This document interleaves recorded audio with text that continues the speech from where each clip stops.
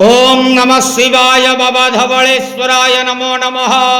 दीपं यदि परं ब्रह्म दीपं यदि जनार्दनः दीपहरतु मे पापो पूजा दीप नमस्तुते। आहे बाबा धवलेश्वर महाप्रभु संसार सुखी रखंतु। आज शुभ शुक्रवार रे समस्त श्रद्धालु भक्त मानू आश्रीपद करंतु, मनस्कामना पूर्ण करंतु, कर्म क्षेत्रोन्नति करंतु, ग्रहरिष्टमान खंडन करंतु, जगतर मंगल करंतु, विश्वर कल्याण करंतु, आपणकर नाम प्रकाश करंतु, सेवकर डाक श्रवण करंतु। महाप्रभु धवलेश्वराय नमो नमः। संसार सुखी रखंतु आनंदे गेवार। हरि बोलो।